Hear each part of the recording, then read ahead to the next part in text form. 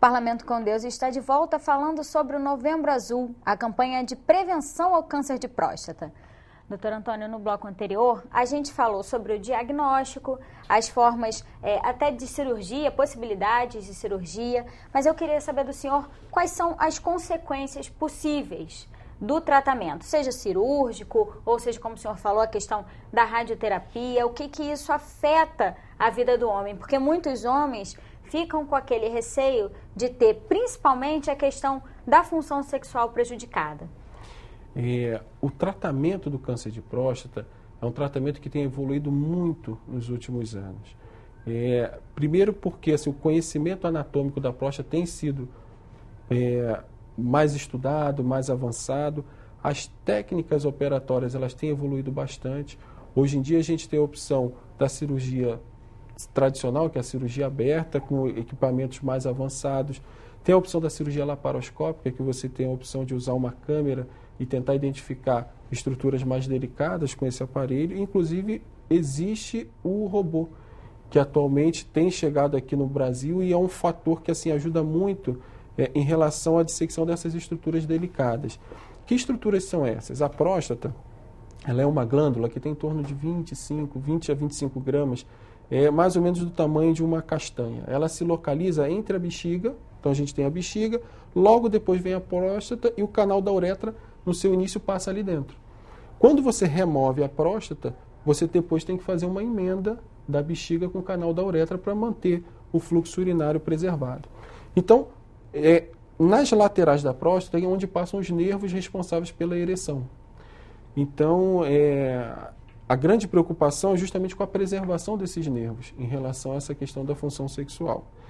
Outra preocupação é em relação à continência da urina, porque na parte mais distal da próstata é onde fica o músculo que vai fechar a uretra, que é o esfíncter da uretra, que mantém a urina presa ali na bexiga sem que tenha o controle da urina.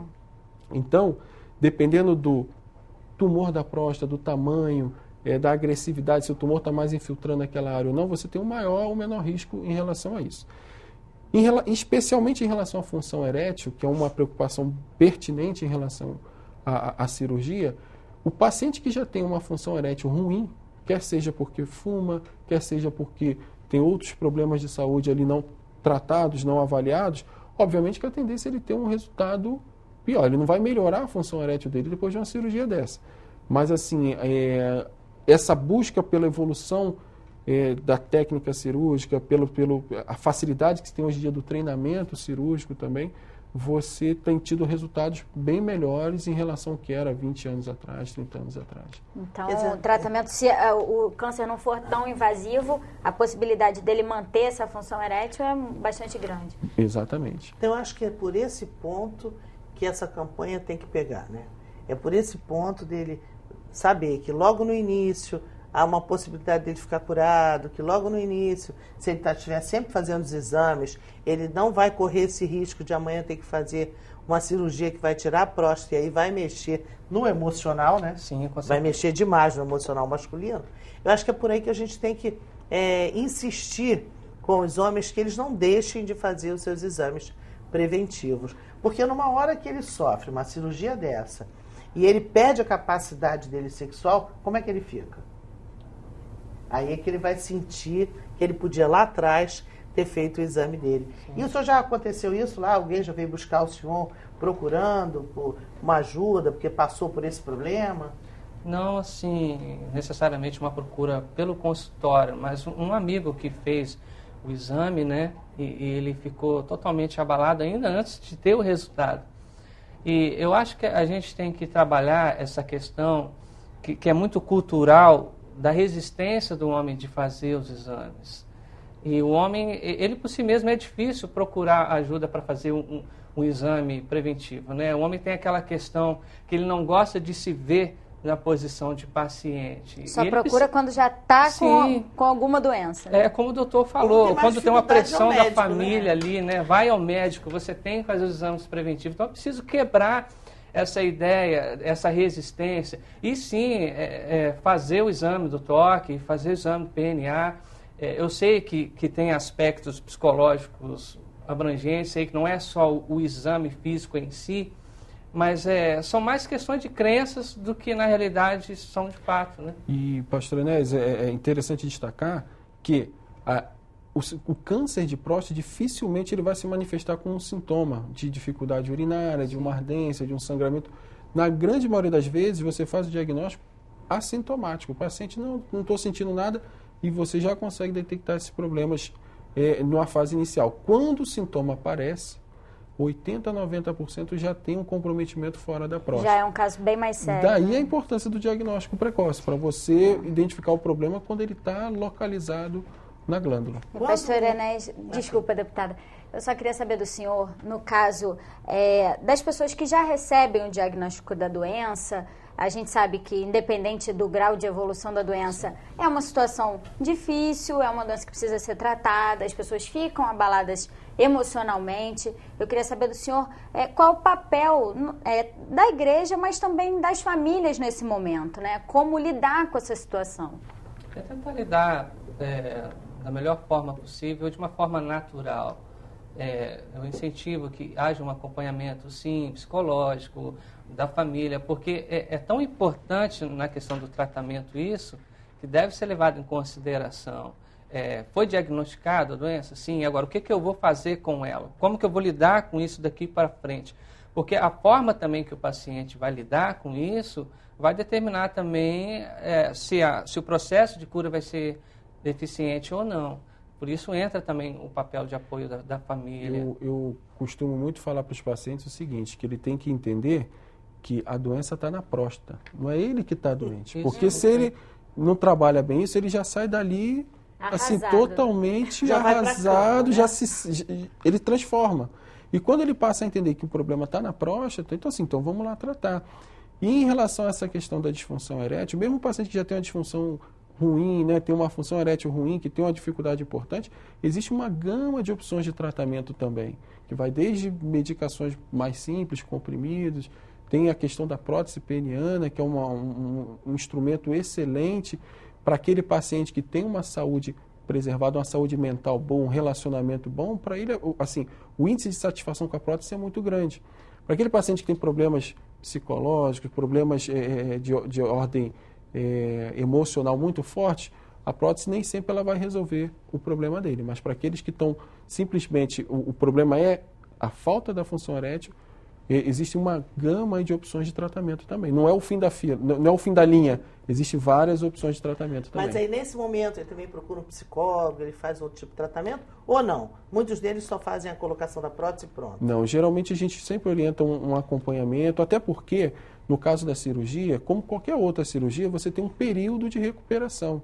A gente sabe que esses nervos passam muito perto ali da área da próstata. Então, aquela área vai cicatrizar, vai ter um período, vamos dizer assim, de convalescência ali, que durante algumas semanas, alguns meses, o paciente pode sentir uma diferença.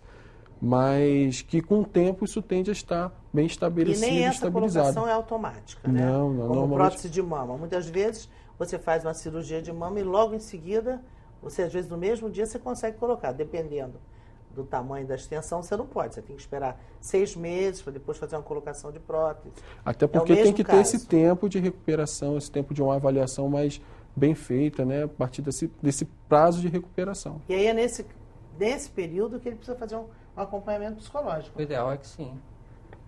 É essencial esse acompanhamento, para até mesmo ajudar aí na recuperação do próprio paciente, né? E a parceria também, né? A família sendo parceira, no caso a esposa sendo parceira também, entendendo tudo isso, participando, achando que não é o final, daqui a pouco vai voltar tudo a estar bem. Eu acho que isso é importante, né? Com certeza. E assim, esse apoio da família, aí acho que a importância da igreja como instituição é justamente dar esse estímulo, dar esse amparo, dar esse acolhimento para o paciente, para ele entender que assim, aquilo ali é uma etapa, é uma situação que ele está vivenciando naquele momento, mas que o desdobramento final não é ali. Ele tem várias coisas à frente. E quando a família participa, esse apoio ele é muito mais sólido, né? A pessoa sabe que ela tem muito mais compreensão dentro de casa, no seu núcleo familiar, e eu acho que esse estímulo vindo da família, tanto para a busca do diagnóstico, né, para a prevenção e durante o tratamento, quando for necessário, deixa o paciente muito mais tranquilo, muito mais confiante e o resultado da terapia, do tratamento é muito melhor. Então, o doutor Enéas tinha falado isso, né? Então a gente vê que em todos os pontos, em todos os lugares da nossa vida, na doença, na alegria, na felicidade, Deus está sempre junto, né? A gente tem que estar sempre em comunhão, corpo, alma, espírito, porque conserta o corpo, mas a alma e o espírito não está bom, nada vai ficar bom, né? Então é essa união dessas três coisas que fazem com que o ser humano consiga ser feliz, se recuperar no momento da doença e sabendo sempre que há uma chance dele se cuidar, dele voltar a ficar normal e também passar sempre para as outras pessoas. E você, eu acho que numa parte também, acho que as famílias deviam desde cedo conversar esse assunto com os meninos. Assim como a gente conversa com as meninas sobre o preventivo de câncer desde que ela menstrua, é normal numa casa, a gente fala, olha minha filha, você está menstruando agora, então daqui a pouco você vai ter que fazer o preventivo, vai ter que se cuidar, vai ter que ter esses cuidados e outros. Se também o menino fosse criado desta forma, que fosse passado para ele, olha, você vai crescer, mas aí você vai ter que se cuidar, a próstata assim, o assado.